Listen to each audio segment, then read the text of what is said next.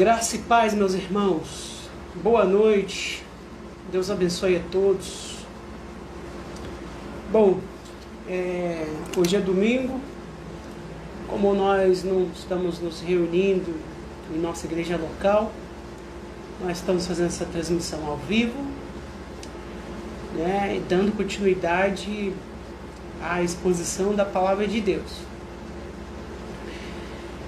Os irmãos sabem que eu estou fazendo exposição na carta de Romanos, na carta aos Romanos, e nós estamos prestes a adentrar o capítulo 4. Eu achei por bem fazer uma pausa, e expor algumas coisas do Evangelho de João, o Evangelho segundo João, que vão contribuir com o nosso entendimento do capítulo 4 da carta aos Romanos, certo? Que ali Paulo começa a invocar a figura de Abraão, o patriarca. Enfim, nós estamos naquela arguição de Paulo, onde ele está falando de judeus e gregos, do porquê dos judeus não estarem crendo no Evangelho, Então eu peço aos irmãos que abram as Bíblias no Evangelho de João, a partir do capítulo 1. Nós vamos passear em alguns versos que eu acho fundamental que nós entendamos. Senhor Deus e Pai, nós te damos graça por mais esse momento, por mais essa oportunidade de apreciarmos a Tua Palavra. Socorre-nos, Senhor, ajuda-nos, Senhor, para que sejamos fiéis às Tuas Escrituras Sagradas, para que não venhamos a distorcer aquilo que o Senhor nos presenteou, que nós venhamos a ser instrumentos, Deus, de espalhar as Tuas boas novas, Teu Evangelho, Teu poder, a Tua graça, a Tua salvação. Ajuda-nos, Senhor, a sermos fiéis à Tua palavra. Abre a nossa mente, o nosso coração, para aquilo que vem do Teu Espírito. Em nome de Jesus, amém. Então, meus irmãos, hoje de manhã a transmissão do Facebook não estava tão boa. Parece que a transmissão do Instagram estava melhor. De qualquer forma, eu estou transmitindo nos dois, usando um celular para o Facebook e um celular para o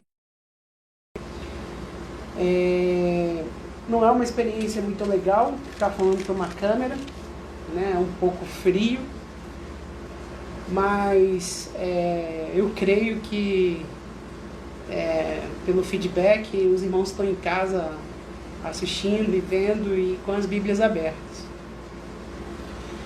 Então, pois bem, o Evangelho de João, ele começa no verso 1 dizendo que no princípio era o Verbo, e o Verbo estava com Deus, e o Verbo era Deus. Então, o evangelista invoca a criação, dizendo que o Deus da criação, o Deus que criou os céus e terra, é o Senhor Jesus Cristo. O mundo não conhecia essa revelação especial de Deus. Somente Israel tinha essa revelação especial da parte de Deus. Israel esperava o Messias, a encarnação do Messias. O mundo estava alheio. Como nós aprendemos em Romanos, o que se pode conhecer de Deus é conhecido entre os gentios através das coisas criadas e através do próprio ser humano. todo ser humano, ele nasce em sua essência, em sua ontologia, crente em Deus. E o ser humano, naturalmente, quando ele olha para a criação, para as coisas criadas, ele entende Deus. Ele entende que existe Deus. Porém, essa revelação, ela não é suficiente para trazer esse homem a um relacionamento salvífico com Deus. Ela só é suficiente para que o homem seja condenado por Deus. Todo homem é indesculpável, porque ele conhece a Deus através da criação e através de si mesmo. Quando ele passa a se conhecer, necessariamente ele precisa entender um Deus criador. Então isso é suficiente para condená-lo. Esse conhecimento geral, não específico, não especial, mas é insuficiente para salvá-lo até a plenitude dos tempos, quando a luz vem ao mundo. E é assim que João inicia, né, o evangelho, né, a sua visão do evangelho de Cristo. Então ele diz que no princípio, desde a criação, o Deus da criação encarnou em nosso meio. Esse verbo era o próprio Deus. Então, os gentios, eles eram capazes de arrazoar, filosofar sobre a criação, sobre as coisas criadas, né? De onde surgimos, para onde vamos, né? Esse conhecimento, essas indagações são acessíveis a qualquer ser humano. Com a vinda do Messias, com a vinda do Senhor Jesus Cristo, a luz vem ao mundo. O ser humano, ele passa a entender que o Deus Criador é o seu Salvador. E aí, João prossegue no capítulo 1, verso 4, dizendo: a vida estava nele, e a vida era a luz dos homens. Então o Senhor Jesus Cristo vem ao mundo para iluminar os gentios.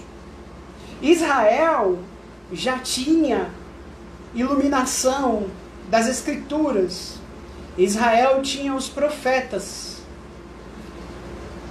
Israel tinha a lei. A lei mostrava que eles, ao tentar se relacionar com Deus, não eram felizes, não tinham êxito num relacionamento perfeito. Era um relacionamento manco, porque eles não conseguiam obedecer a Deus em plenitude. Quando eles tentavam obedecer a Deus, eles falhavam. E essa falha os apontava para o Messias, para o ungido, para o prometido, para o Salvador de Israel. Mas os gentios não. Os gentios estavam na escuridão. E aí a luz vem ao mundo para dissipar toda a escuridão. No verso 9 do Evangelho de João, ele vai dizer, a saber, a verdadeira luz que, vinda ao mundo, ilumina todo homem. Aqui a gente começa a entender alguns significados da palavra mundo, da palavra todo homem. Quando a Bíblia diz todo homem, ela não está dizendo que todo e qualquer ser humano, sem exceção, será iluminado com essa revelação especial de quem é Deus, do que é o seu reino, do Salvador, Jesus Cristo, e assim ele vai se render a Deus e ser obediente cumpridor pela fé das ordenanças de Cristo. Não. Quando fala todo homem, está falando de todas as nações, não somente Israel. Esse é o contexto. Nós não podemos perder esse contexto de vista, sob pena de não entendermos textos cruciais à nossa fé.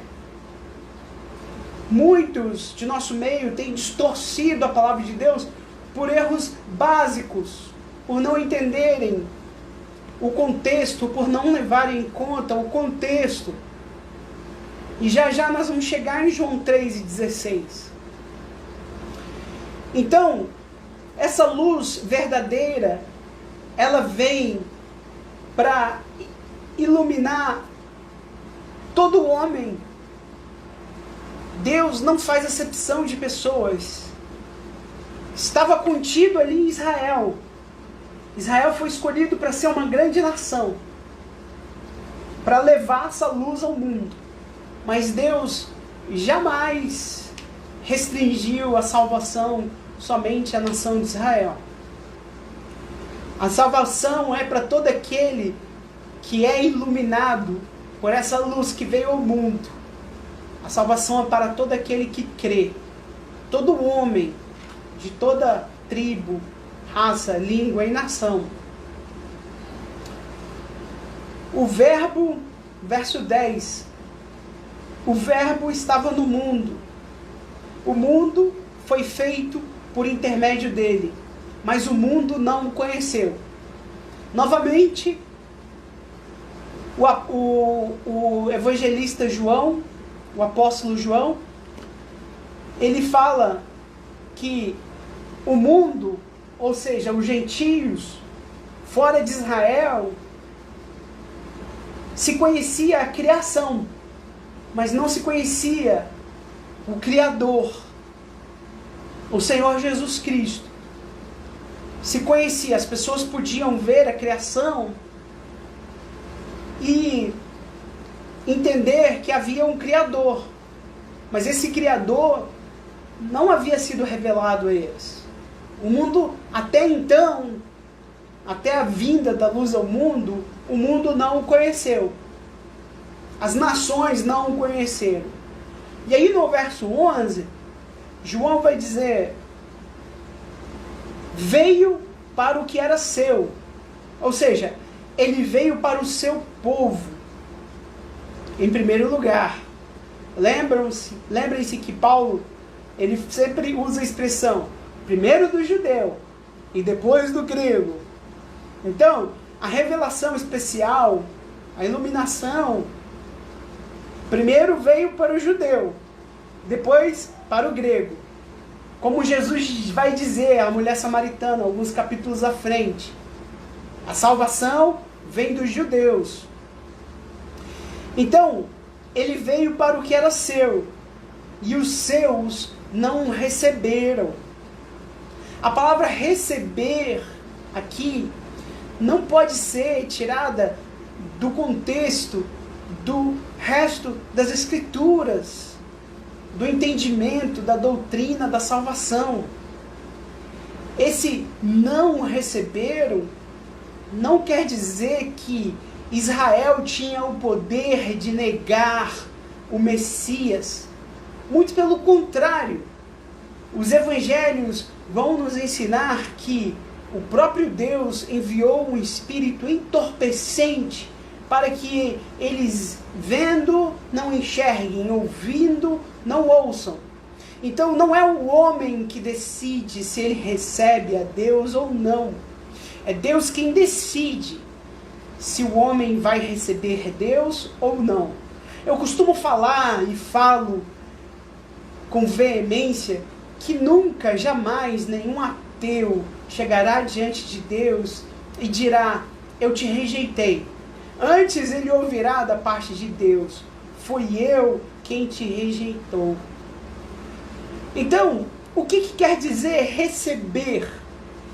Quer dizer que Israel, quando eles tentavam guardar a lei, eles tentavam guardar a lei para a salvação, quando o propósito da lei não era esse. O propósito da lei era você tentar guardar a lei para entender que você é incapaz de tal feito e entender que você precisa de um Salvador, que você precisa de um mediador, a saber, Jesus Cristo, o prometido, o ungido de Israel. Paulo vai dizer em Romanos 7 que quando ele lia na lei, não cobiçarás, e ele tentava não cobiçar, o pecado tomava a oportunidade da lei e provocava nele mais cobiça. É como quando a gente tenta não pensar sobre algo e acaba pensando sobre aquilo inevitavelmente. Então, o simples fato de sermos conhecedores da lei não nos torna praticantes da lei. E Paulo entendeu isso. E ele entendeu que era impossível não cobiçar. Ele entendeu que a lei o matava, que a letra matava. E ele entendeu que ele estava aprisionado num corpo pecador, num corpo que só produzia fruto de morte, num corpo que só produzia transgressão da lei, num corpo que só produzia o pecado, num corpo que só produzia morte. Paulo estava aprisionado num corpo de morte, porque o bem que ele queria fazer, ele não fazia, e o mal que ele não queria fazer, ele fazia. E aí Paulo chega no entendimento que ele precisava da graça de Deus. E ele diz: graças a Deus pelo nosso Senhor Jesus Cristo. De modo que os que estão em Cristo Jesus, nenhuma condenação há para estes. Então, quando João fala que os seus não receberam, ele está dizendo que o salário do pecado é a morte. Ou seja, a recompensa dos homens, quando eles tentam ser justos, é a morte. Porque, como nós acabamos de explicar, não há como você ser justo diante de Deus. Então, se você quer receber uma recompensa por suas ações, você será condenado ao inferno.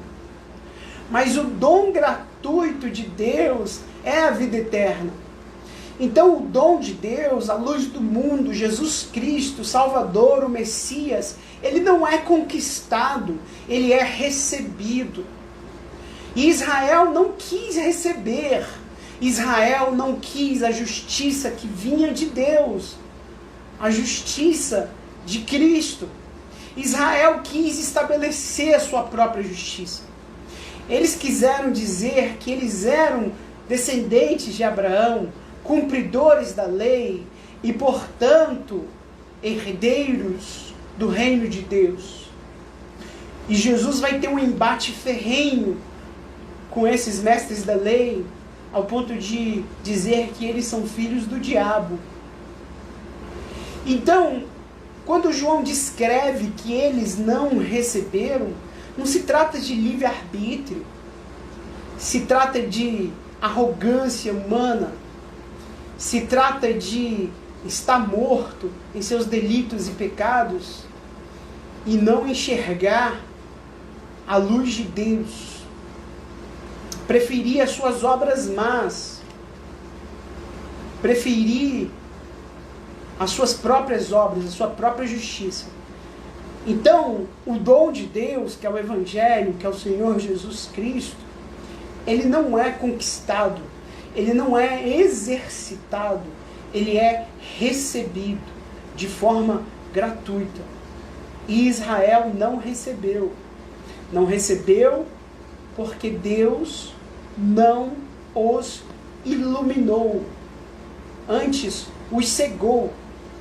A ponto do próprio Senhor Jesus Cristo dizer: graças te dou, ó Pai, porque ocultastes estas coisas dos sábios e entendidos e as revelastes a pequenino. Sim, Pai, porque assim foi de seu agrado. Jesus orou assim. Então, ele veio para os seus, e os seus não o receberam. A boa notícia para nós, gentios, é que é o versículo 12. Mas todos quanto receberam, todos quanto foram iluminados por Deus e puderam enxergar Cristo, eles receberam poder. O poder que ressuscitou Cristo dentre os mortos. O poder que fez Cristo ascender aos céus. Esse poder descrito em Efésios é recebido por aquele que é iluminado, por aquele que recebe gratuitamente o dom de Deus. Esse também recebe o poder de Cristo, o poder de perdoar pecados do Filho do Homem. Esse poder, todos quanto o receberam, deu-lhes o poder de serem feitos filhos de Deus. Então, nós somos feitos, criados. Paulo vai falar em Efésios que nós somos feituras de Cristo. Nós somos feitos.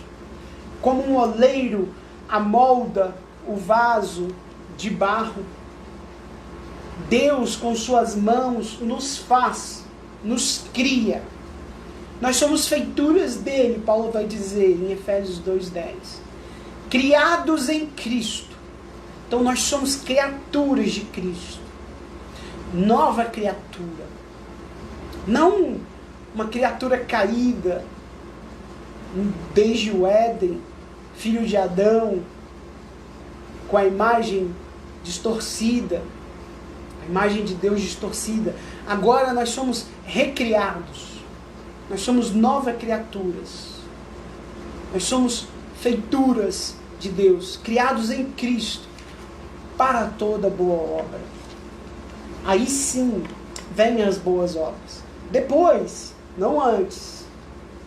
Boas obras não conquistam salvação, a adoção, a filiação. Boas obras testificam a nossa adoção, a nossa filiação.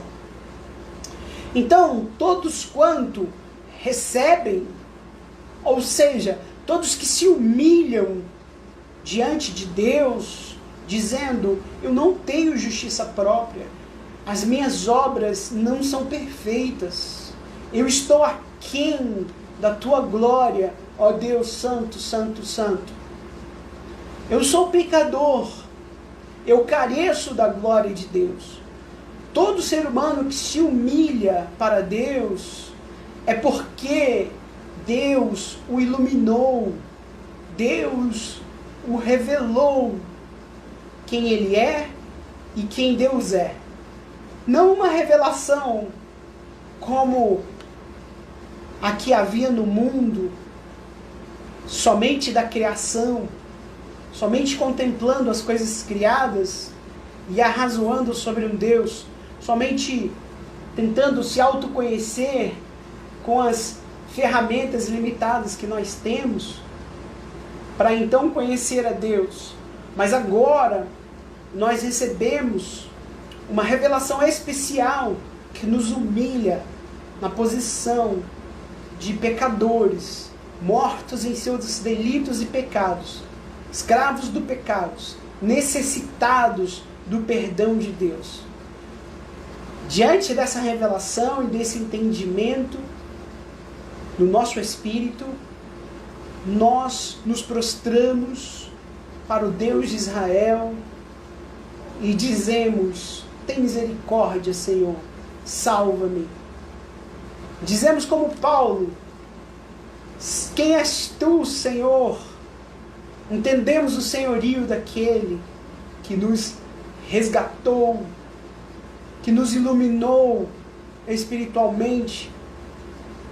E quanto mais iluminados espirituais, assim como a experiência de Paulo, mais cegos para esse mundo nós seremos.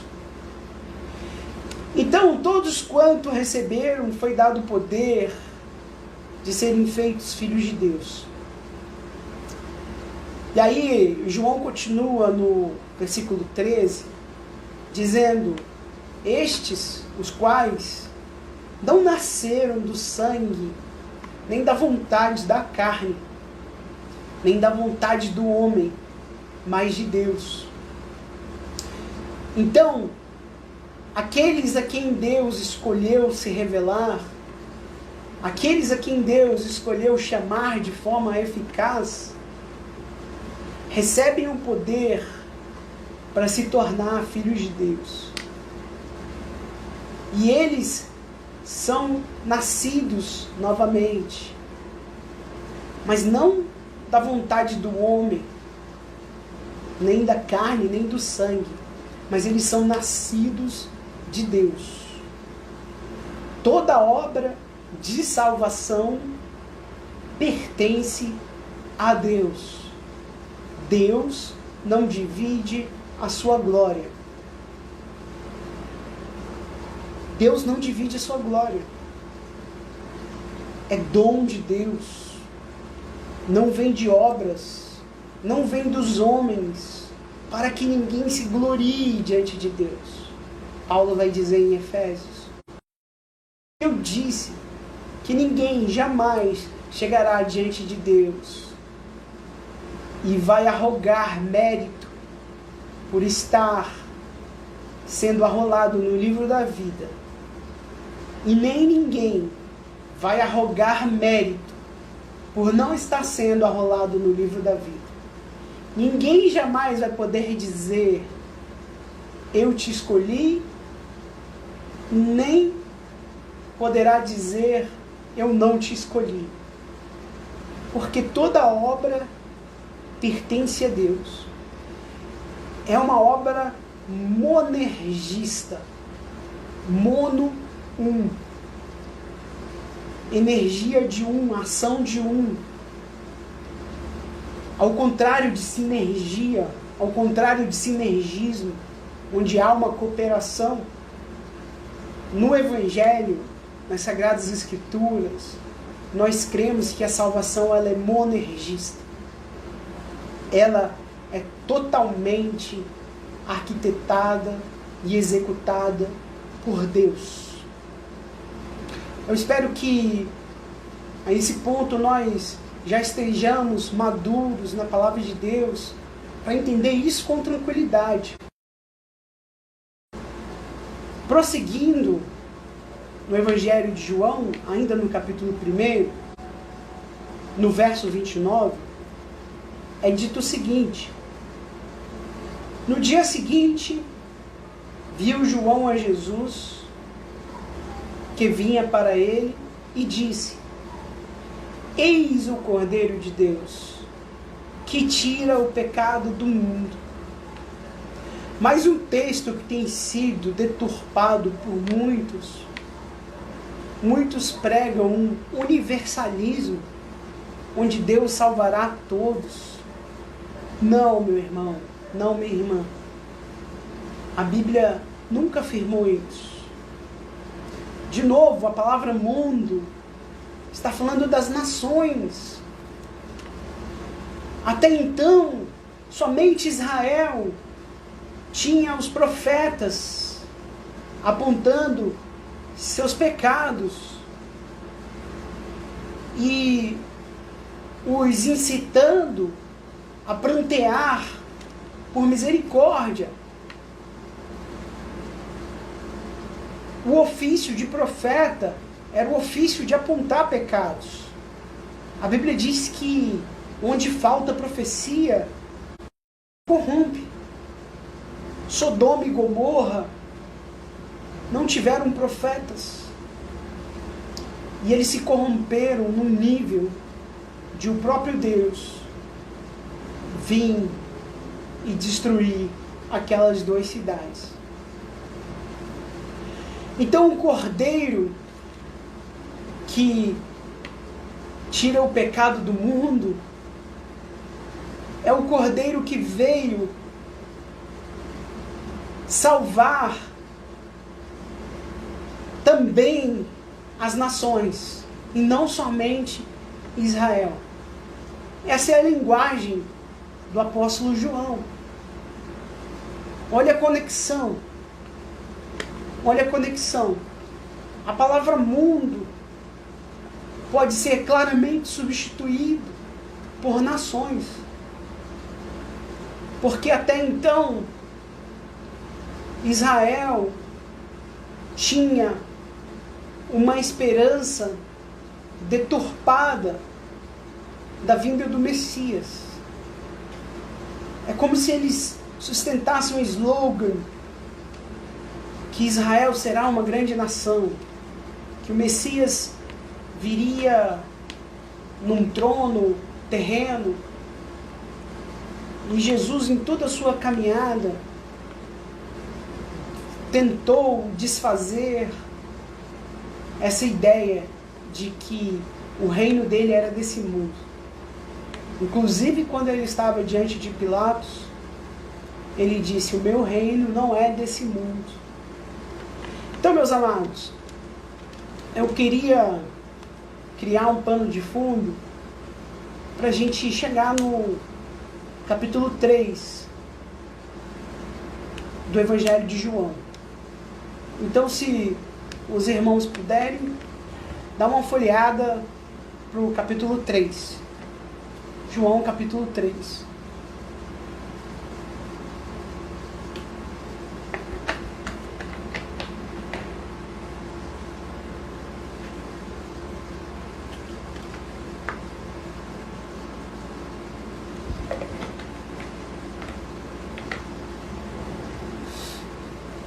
O capítulo 3 de João vai dizer o seguinte: havia entre os fariseus um homem chamado Nicodemos, um dos principais dos judeus. A palavra principal remete à autoridade. Nicodemos era uma espécie de autoridade entre os judeus. E aqui vale lembrar que, dentre as autoridades de Israel, haviam duas alas. Uma que era mais barulhenta, que tentava invalidar o ofício de Cristo como Messias, como Filho de Deus, como ungido. E uma outra ala que tentava observar atentamente, à luz das Escrituras, se aquele era o Messias. A gente percebe isso porque em Atos a gente lê que Gamaliel, que era um grande mestre da escola de profetas na época, que foi quem inclusive instruiu Paulo, Gamaliel chega ao ponto de exortar os outros clérigos, dizendo: dai de mão a estes homens. Porque se o que eles fazem não é de Deus, eles já deveriam ter sido dispersos, como aconteceu com outros no passado. Se eles são falsos, se o Messias deles é falso, por que o movimento deles só cresce? Por que eles estão se entregando à morte por este movimento? Cuidado para vocês não estarem lutando contra o próprio Deus. Então haviam homens que não se inflamavam em ideologias, mas tentavam arrazoar nas Escrituras os feitos de Cristo. Não for com ele. Acho que reconectou. Bem, a postura de Nicodemos é muito diferente da postura dos outros fariseus que vão ter com Cristo mais à frente, que atribuem as obras de Cristo ao diabo, porque eles não tinham escolha. As profecias acerca do Messias se cumpriam em Cristo. Se cumpriam em Cristo de forma evidente, escandalosa. E nem por isso Deus iluminava a todos. Eles viam, testificavam e não suportavam aquilo. Então eles precisavam acusar Cristo de não ser da parte de Deus. Mas essa não foi a postura de Nicodemos. Nicodemos disse: sabemos que é mestre vindo da parte de Deus. Ele estava ali representando um grupo de pessoas. Ele fala no plural. Nós sabemos. Então, ele não foi ali escondido de todos. Ele foi ali escondido de alguns. Certamente alguns sabiam que ele estava ali. Ele foi levar mensagens e questionamentos de alguns. Ele usa o plural, primeira pessoa do plural. Nós sabemos que és mestre da parte de Deus. Mas tem alguma coisa que não está fechando nessa conta.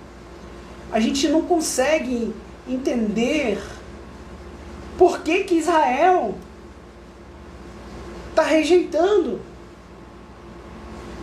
Essa é a pergunta implícita de Nicodemos, que ele nem precisou expressar toda. Jesus, que sondou o coração dele, trouxe a resposta.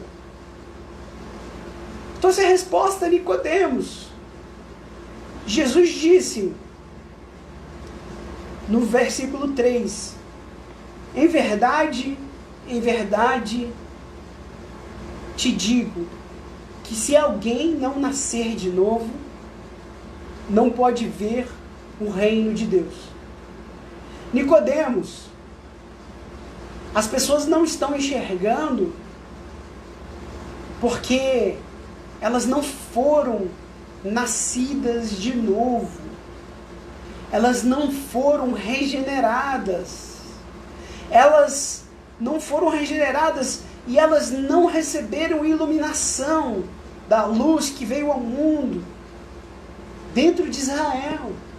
Ao passo que pessoas fora de Israel, como a mulher samaritana daqui a pouco, em uns capítulos à frente, vai enxergar e dela vai fluir, de dentro dela, de dentro para fora, rios de água viva, e ela se tornará uma verdadeira adoradora. Então Jesus está respondendo a Nicodemos: Nicodemos, você está confuso porque Israel não está enxergando? É porque é necessário nascer de novo para poder enxergar, para poder ser iluminado. Só enxerga quem recebe luz. É a luz que nos permite enxergar. É a incidência de luz na nossa retina, que passa através das nossas pupilas, que nos faz enxergar.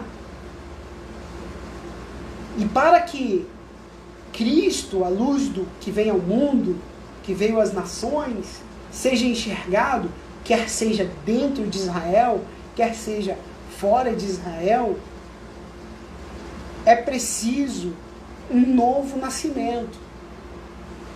É preciso que seja nascido de Deus, não de carne e sangue, não da vontade do homem. Então Jesus está nos ensinando teologia, regeneração, novo nascimento, precede a iluminação. Primeiro eu nasço de novo, depois eu recebo luz e enxergo o reino de Deus. Depois eu recebo fé. Depois eu respondo a essa fé. Esse processo, ele é monergista. Ele pertence a Deus. O homem não mete o bedelho nisso. Toda obra é do Espírito de Deus. E Jesus vai falar para Nicodemos que o Espírito sopra onde quer. O Espírito não vai soprar onde os mestres de Israel queiram. O Espírito tem vontade própria. O Espírito é a vontade de Deus. O critério de salvação é o beneplácito da vontade de Deus. Deus escolhe os seus eleitos. Ninguém sabe de onde o Espírito vem, nem para onde o Espírito vai. Jesus está respondendo isso a Nicodemos. É por isso, Nicodemos, que eles não enxergam, porque eles não nasceram de novo. E para entrar no reino de Deus também é necessário nascer de novo. Então o novo nascimento precede a iluminação. E nós precisamos ser iluminados para entendermos que somos pecadores. Porque antes da iluminação nós estamos mortos em nossos delitos e pecados.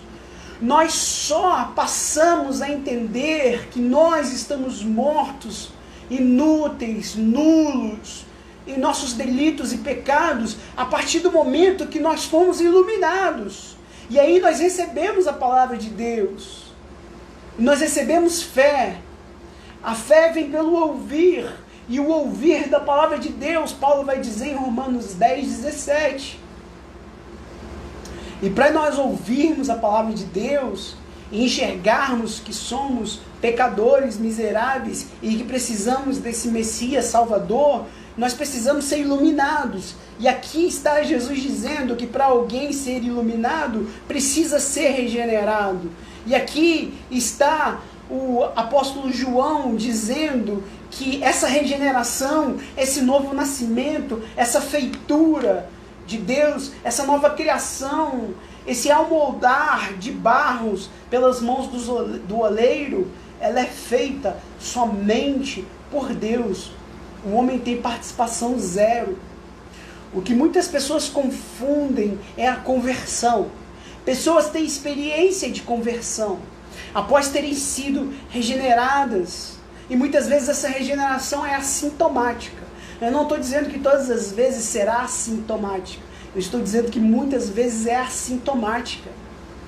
A pessoa recebe regeneração. E ali, num coração regenerado, ela recebe iluminação. Quando ela ouve o Evangelho, ela recebe aquele Evangelho como uma pessoa pecadora, uma pessoa indigna diante de Deus. E depois que ela recebe o Evangelho, então ela responde à fé, ela frutifica. E ao frutificar, ela constata, ela testifica a justificação de Deus na vida dela. É por isso que nós pregamos que a justificação é pela graça, mediante a fé. Esse é o lema da reforma. Esse é o lema da reforma da igreja. A igreja se perdeu nessa doutrina e a reforma resgatou essa doutrina. E Lutero foi quem afirmou a fé, a regeneração precede a fé. Então, meus amados, nesse diálogo que Jesus tem com Nicodemos, ele prossegue dizendo, dando o exemplo de que no deserto o povo pecou contra Deus e o salário do pecado é a morte. Deus enviou serpentes venenosas, serpentes ardentes, e essas serpentes picavam e matavam as pessoas. E aí, o povo clamou a Moisés. Moisés clama a Deus porque nós temos pecado contra Deus. E nós temos pecado contra ti, Moisés. Clama a Deus para que nos livre dessa serpente. Deus não eliminou as serpentes. Antes, ele mandou que se fabricasse uma serpente de bronze.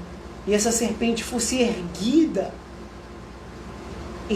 como uma tipificação de Cristo, sendo erguido no madeiro, na cruz. Essa serpente foi erguida. E todo aquele que olhava para a serpente, havido sendo picado, era curado daquele veneno mortal, ao olhar para a serpente. Essa foi uma das pregações de Charles Spurgeon, quando ele pregou em Isaías, olhai para Cristo, né, fazendo alusão à passagem de Isaías que fala desse texto. E aqui Deus está mencionando esse texto para explicar para Nicodemos que assim como Deus usou de misericórdia a nação de Israel lá no deserto, agora Deus está usando de misericórdia com todas as nações do mundo. Então Deus diz a Nicodemos: e de modo porque Moisés levantou a serpente no deserto, assim importa que o Filho do Homem seja levantado, para que todo aquele que nele crê tenha a vida eterna. Então, Jesus precisava cumprir sua obra, que acabaria em sua morte, onde ele pagaria a dívida pela sua igreja, que não estava contida em Israel, mas em toda a humanidade, em todo o mundo, em todas as nações. Então, assim como Deus levantou aquela serpente para Israel, importa que Jesus seja levantado na cruz para todas as nações, para todo o mundo, para que qualquer pessoa, em qualquer parte do mundo, em qualquer canto remoto da terra, que creia em Jesus, pela fé, seja imputado justiça, pela fé em Cristo, seja salvo. E aí ele prossegue num famoso texto que é muito distorcido. Ele repete: porque Deus amou o mundo, Deus amou todas as nações, não somente Israel. Nicodemos, ele está falando para Nicodemos: Nicodemos, você não entende porque Israel não está sendo salvo, porque Israel não está sendo regenerado, porque Deus não está iluminando Israel. Olha para o que Deus está fazendo fora de Israel. Importa que o Filho do Homem seja levantado, porque Deus amou, Nicodemos, não só Israel, Deus amou o mundo. A sua igreja não está contida em Israel, o seu povo eleito, desde antes da fundação do mundo, não está contido em Israel. Israel era um meio para um fim. Nicodemos, Deus amou as nações de tal maneira que fez a luz vir ao mundo. Fez a luz vir ao mundo. Deus decidiu encarnar, se humilhar de sua glória. Meio, decidiu ser Emanuel, Deus conosco. Decidiu ser nosso representante, assumiu nossas fragilidades, foi perfeito diante de Deus, e depois assumiu as nossas enfermidades, as nossas chagas estavam sobre ele, o castigo que nos traz a paz estava sobre ele.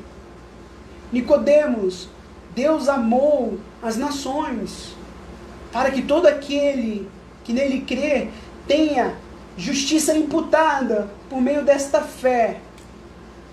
E esta fé é dom de Deus.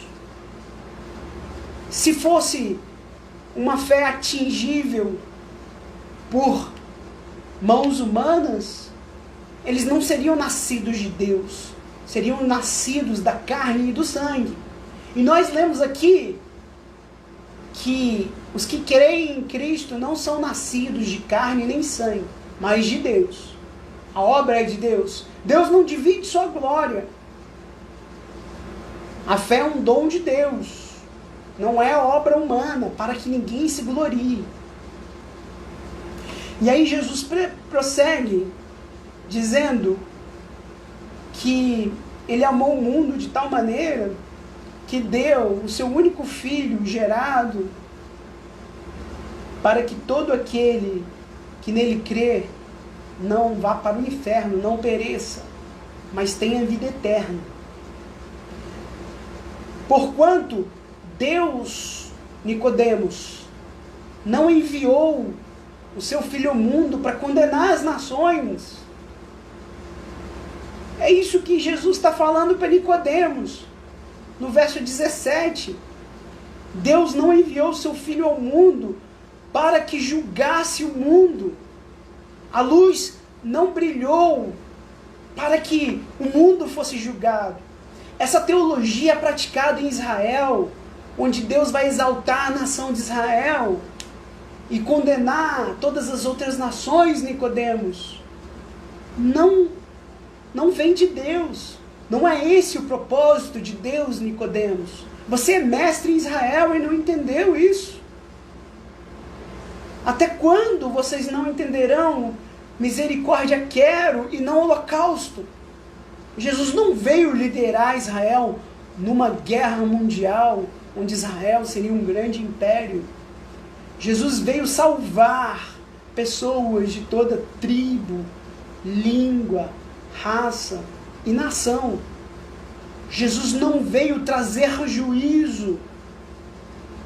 Ele veio brilhar, porque as nações estão cegas, Nicodemos. Vocês têm os profetas. Ouçam a eles. É isso que Jesus diz na parábola de Lázaro e o rico. Eles têm os profetas. Então ouçam os profetas. Nicodemos, Jesus é a luz que veio ao mundo. O mundo que até então não tinha uma revelação especial de Deus, agora passa a ter a revelação especial de Deus. Aqueles onde o Espírito decidiu soprar e regenerar, criar nova vida, novo nascimento, estes receberão a luz e a justiça e a fé e a salvação. E aí ele prossegue: quem nele crê não é julgado, e o que não crê já está julgado. Ora, Nicodemos, vocês sabem muito bem, vocês que têm o profeta, a lei e os profetas, que a lei de Deus julga todo ser humano. Nenhum tio, nenhum jota, nenhuma vírgula se passará da lei, até que tudo se cumpra. Você sabe, Nicodemos, que o salário do pecado é a morte. O salário do pecado é a morte. Então, se Israel quer estabelecer a sua justiça, Israel está negando o seu Deus. É isso que Paulo vai dizer em Romanos 10, que eles, procurando estabelecer a sua própria justiça, mesmo tendo zelo por Deus, eles falharam, eles foram condenados, porque eles recusaram a justiça que vinha de Deus. E somente agora as nações, os gentios, vão ter a oportunidade de ouvir os profetas ecoando através da mensagem do Evangelho, porque foi dada uma ordem à igreja de ir por todo mundo e pregar o Evangelho. Todas as vezes que o Evangelho é pregado, arrependa-se, você é pecador, Todas as vezes que o Evangelho é pregado, todos os profetas estão ecoando a mensagem que foi ecoada dentro de Israel e que estava contida dentro de Israel. Agora essa mensagem, ela é pregada em toda a humanidade. Agora está todo mundo debaixo da mesma aliança. Quem crê não será condenado. E quem não crê já está na condição de condenado. Nicodemos, o mundo, as nações já estavam condenadas. Somente Israel tinha acesso à promessa do Messias. Então eu não vim condenar quem já estava condenado. Antes, eu vim trazer luz para aqueles que o Pai elegeu desde antes da fundação do mundo. Meus amados irmãos, essa é a mensagem do Evangelho. Essa é a mensagem que Jesus está dizendo para Nicodemos. O Evangelho salva e o Evangelho condena.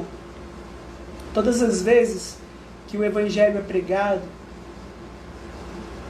é a palavra de Deus que é viva e eficaz. Ela penetra, ela não volta vazia, ela é mais penetrante que qualquer espada de 2 gumes. Ela mata. Ela diz para o homem: você não tem justiça própria, seja você judeu, seja você grego, você não tem justiça própria suficiente para se bancar diante do tribunal de Deus. Você não subsiste no tribunal de Deus, não sozinho. Você precisa de ajuda. E esse Evangelho, quando ele é pregado, ele testemunha tudo aquilo que todos os profetas profetizaram. Que o homem é pecador, inimigo de Deus, necessitado da glória de Deus. Porque todos pecaram e todos carecem da glória de Deus. Então, quando alguém rejeita o Evangelho, Jesus disse que a cidade que rejeitar o Evangelho será digna de que você sacuda a poeira dos pés. Então, meus amados, a palavra de Deus não volta vazia.